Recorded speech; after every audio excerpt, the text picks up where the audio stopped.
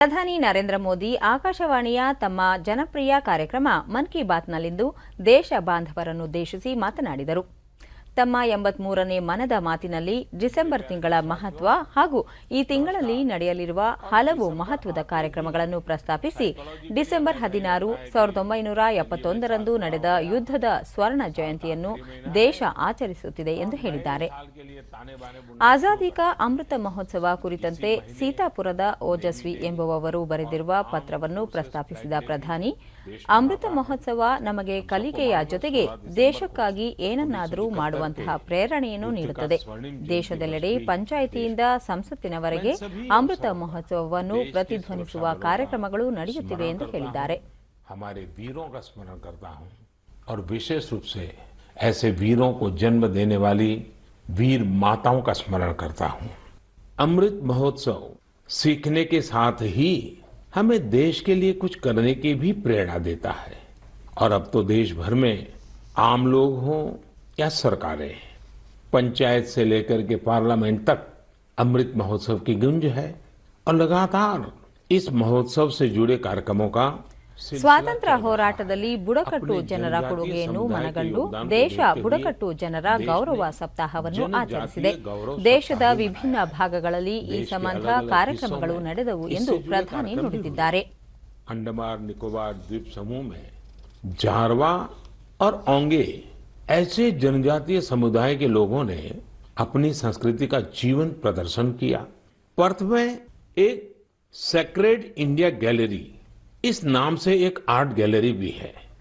ಪಶ್ಚಿಮ ಆಸ್ಟ್ರೇಲಿಯಾದ ಪರ್ತ್ ನಗರದಲ್ಲಿ ಸೇಕ್ರೆಡ್ ಇಂಡಿಯಾ ಗ್ಯಾಲರಿ ಹೆಸರಿನ ಕಲಾ ವಸ್ತು ಪ್ರದರ್ಶನವಿದ್ದು, ಇದರಲ್ಲಿ ಜಗತ್ ತಾರಿಣಿ ಎಂಬುವವರು ಬೃಂದಾವನ ಹಾಗೂ ಭಗವಾನ್ ಶ್ರೀಕೃಷ್ಣನ ಜೀವನಕ್ಕೆ ಸಂಬಂಧಿಸಿದ ಅನೇಕ ಕಲಾಕೃತಿಗಳನ್ನು ಪ್ರದರ್ಶಿಸಿದ್ದಾರೆ. ಜಗತ್ ತಾರಿಣಿ ಅವರ ಈ ಅದ್ಭುತ ಪ್ರಯತ್ನ ನಮಗೆ ಶ್ರೀಕೃಷ್ಣನ ಭಕ್ತಿ ಏನೆಂಬುದರ ದರ್ಶನ ಮಾಡಿಸುತ್ತದೆ ಎಂದು ಪ್ರಧಾನಿ ಸಂತಸ ವ್ಯಕ್ತಪಡಿಸಿದ್ದಾರೆ. वृंदावन में आकर के उन्होंने बिताया. उनका कहना है कि वे ऑस्ट्रेलिया लौट तो गई, अपने देश वापस तो गई, लेकिन वो कभी भी वृंदावन को भूल नहीं पाई. यहाँ आने वाले लोगों को कई तरह की कलाकृतियों को देखने का अवसर मिलता है. उन्हें भारत के सर्वाधिक प्रसिद्ध तीर्थस्थलों वृंदावन, नवाद्वीप और जगन्नाथपुरी की परंपरा और संस्कृति की झलक देखने को मिलती है. जालौन में ಶೌರ್ಯವನ್ನು ಕೇವಲ ಯುದ್ಧ ಭೂಮಿಯಲ್ಲಿ ಮಾತ್ರ ತೋರಿಸಬೇಕೆಂದೇನೂ ಇಲ್ಲ, ಅದನ್ನು ಪ್ರತಿ ಕ್ಷೇತ್ರದಲ್ಲೂ ವಿಸ್ತರಿಸಬಹುದಾಗಿದೆ. ಇಂತಹ ಶೌರ್ಯದ ಬಗ್ಗೆ ಶ್ರೀಮತಿ ಜ್ಯೋತ್ಸ್ನಾ ಅವರು ಪತ್ರ ಬರೆದಿದ್ದು, ಜಾಲೌನ್ನಲ್ಲಿ ಬತ್ತಿ ಹೋಗಿದ್ದ ನೂಲ್ ನದಿಯ ಸ್ಥಿತಿಯನ್ನು ಬದಲಾಯಿಸಲು ನಡೆಸಿದ ಆಂದೋಲನವನ್ನು ವಿವರಿಸಿದ್ದು, ಇದರಿಂದ ಅದೆಷ್ಟೋ ರೈತರಿಗೆ, ಪರಿಸರಕ್ಕೆ ಲಾಭ ದೊರೆಯುತ್ತಿದೆ ಎಂದು ಪ್ರಧಾನಿ ಶ್ಲಾಘಿಸಿದ್ದಾರೆ. जालौन के लोगों ने इस स्थिति को बदलने का बीड़ा उठाया. इसी साल मार्च में इसके लिए एक कमेटी बनाई गई. हजारों ग्रामीण और स्थानीय लोग स्वतः स्फूर्त इस अभियान से जुड़े. यहाँ की पंचायतों ने ग्रामीणों के साथ मिलकर काम करना शुरू किया और आज इतने कम समय में और बहुत कम लागत में ये नदी फिर से जीवित हो गई है. बजट खर्च करती है. ಸರ್ಕಾರ ಯೋಜನೆಗಳನ್ನು ರೂಪಿಸಿ ಹಣ ವೆಚ್ಚ ಮಾಡುತ್ತದೆ. ಸಮಯಕ್ಕೆ ಸರಿಯಾಗಿ ಯೋಜನೆಗಳನ್ನು ಪೂರ್ಣಗೊಳಿಸಲಿದೆ ಎಂದಾಗ ಸರ್ಕಾರ ಜನರಿಗಾಗಿ ಕೆಲಸ ಮಾಡುತ್ತದೆ ಎನಿಸುತ್ತದೆ. ಆಯುಷ್ಮಾನ್ ಭಾರತ್ ಯೋಜನೆಯ ನೆರವಿನ ಸಹಾಯದಿಂದ ಚಿಕಿತ್ಸೆ ಪಡೆದು ಹೊಸ ಜೀವನ ಆರಂಭಿಸಿದ ರಾಜೇಶ್ ಕುಮಾರ್ ಪ್ರಜಾಪತಿ ಅವರೊಂದಿಗೆ ಪ್ರಧಾನಿ ಸಂವಾದ ನಡೆಸಿ ಅವರ ಅನುಭವಗಳನ್ನು ಆಲಿಸಿದರು. ಮಂಡಿಗಳ ತೊಂದರೆಯಿಂದ ಅತೀವ ನೋವು ಅನುಭವಿಸುತ್ತಿದ್ದ ಸುಖದೇವಿ ಆಯುಷ್ಮಾನ್ ಕಾರ್ಡ್ನಿಂದ ಉಚಿತ ಚಿಕಿತ್ಸೆ ಪಡೆದುಕೊಂಡಿದ್ದು, ಅವರೊಂದಿಗೂ ಪ್ರಧಾನಿ ಮಾತುಕತೆ ನಡೆಸಿ ಯೋಜನೆಯ ಲಾಭಗಳ ಮಾಹಿತಿ ಪಡೆದುಕೊಂಡರು. लेकिन देखिए राजेश जी, आप हमारा एक काम कीजिए. करेंगे? जी बिल्कुल करेंगे सर. देखिए होता क्या है कि लोगों को इसका पता नहीं होता है. आप एक जिम्मेवारी निभाइए. ऐसे जितने गरीब परिवार है आपके आसपास, उनको अपनी ये कैसे आपको लाभ हुआ, कैसे मदद मिली, ये बताइए. बिल्कुल बताएंगे सर.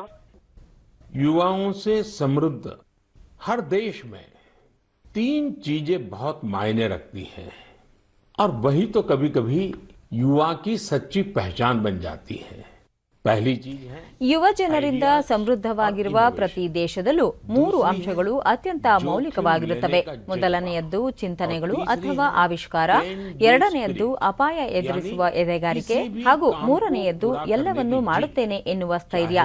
ಯಾವುದೇ ಕೆಲಸವನ್ನು ಪೂರ್ಣಗೊಳಿಸುವ ಬದ್ಧತೆ. ಪರಿಸ್ಥಿತಿಗಳು ಎಷ್ಟೇ ವಿಪರೀತಕ್ಕೆ ಹೋದರೂ ಈ 3 ಅಂಶಗಳು ಒಂದಕ್ಕೊಂದು ಸೇರಿಕೊಂಡರೆ ಅಭೂತಪೂರ್ವ ಪರಿಣಾಮ ದೊರೆತು ಚಮತ್ಕಾರ ಸಂಭವಿಸುತ್ತದೆ ಎಂದು ಯೂನಿಕಾರ್ನ್ ನವೋದ್ಯಮಗಳ ಸಾಧನೆಯನ್ನು ಪ್ರಧಾನಿ ಕೊಂಡಾಡಿದ್ದು, ನವೋದ್ಯಮಗಳ ಮೂಲಕ ಭಾರತೀಯ ಯುವ ಜನರು ಜಾಗತಿಕ ಸಮಸ್ಯೆಗಳಿಗೆ ಪರಿಹಾರ ನೀಡುವಲ್ಲಿ ತಮ್ಮ ಕೊಡುಗೆ ನೀಡುತ್ತಿದ್ದಾರೆ ಎಂದು ಹೇಳಿದ್ದಾರೆ.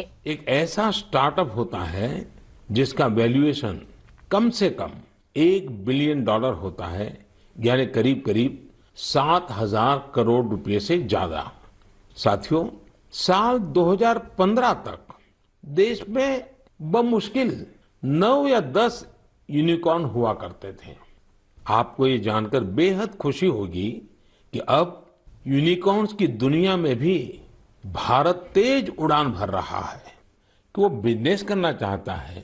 ಕೆಲ ದಶಕಗಳ ಹಿಂದೆ ಯಾರಾದರೂ ಸ್ವಂತ ಉದ್ಯಮ ಆರಂಭಿಸಲು ಮುಂದಾದರೆ ಅವರಿಗೆ ಕುಟುಂಬದ ಹಿರಿಯರು ನೀನೇಕೆ ನೌಕರಿ ಮಾಡಲು ಇಷ್ಟಪಡುವುದಿಲ್ಲ ಎಂದು ಪ್ರಶ್ನಿಸಿ ನೌಕರಿಯಲ್ಲಿ ಭದ್ರತೆ ಸಿಗುತ್ತದೆ ಎಂದು ಬುದ್ಧಿವಾದ ಹೇಳುತ್ತಿದ್ದರು. ಆದರೆ ಈಗ ಕಾಲ ಬದಲಾಗಿದೆ. ಯಾರಾದರೂ ಕಂಪನಿಯನ್ನು ಆರಂಭಿಸಲು ಇಷ್ಟಪಟ್ಟರೆ ಸುತ್ತಮುತ್ತಲ ಜನರು ಉತ್ಸಾಹಿತರಾಗುತ್ತಾರೆ. ಅವರ ಪ್ರಯತ್ನಕ್ಕೆ ಸಂಪೂರ್ಣ ಬೆಂಬಲ ನೀಡುತ್ತಾರೆ. ಇದು ಭಾರತದ ಪ್ರಗತಿಯ ಯಶೋಗಾಥೆ. ಜನರು ಕೇವಲ ಉದ್ಯೋಗ ಹುಡುಕುವ ಕನಸು ಕಾಣುತ್ತಿಲ್ಲ, ಬದಲಾಗಿ ಉದ್ಯೋಗದಾತರಾಗುವ, ಉದ್ಯೋಗ ಸೃಷ್ಟಿಸುವವರಾಗಲು ಇಚ್ಛಿಸುತ್ತಿದ್ದಾರೆ. ಇದು ಭಾರತದ ಸ್ಥಾನವನ್ನು ವಿಶ್ವದಲ್ಲಿ ಸದೃಢಗೊಳಿಸುತ್ತದೆ ಎಂದು ಪ್ರಧಾನಿ ಹೇಳಿದ್ದಾರೆ. बल्कि जॉब क्रिएटर्स भी बन रहे हैं. इससे विश्व मंच पर भारत की स्थिति और मजबूत बनेगी. आज मन की बात में ಡಿಸೆಂಬರ್ 6ರಂದು ಬಾಬಾ ಸಾಹೇಬ್ ಅಂಬೇಡ್ಕರ್ ಅವರ ಪುಣ್ಯತಿಥಿಯಾಗಿದೆ. ಬಾಬಾ ಸಾಹೇಬರು ದೇಶ ಹಾಗೂ ಸಮಾಜಕ್ಕಾಗಿ ತಮ್ಮ ಕರ್ತವ್ಯ ನಿರ್ವಹಣೆ ಮಾಡುವುದಕ್ಕಾಗಿಯೇ ಇಡೀ ಜೀವನವನ್ನು ಸಮರ್ಪಿತಗೊಳಿಸಿದ್ದರು.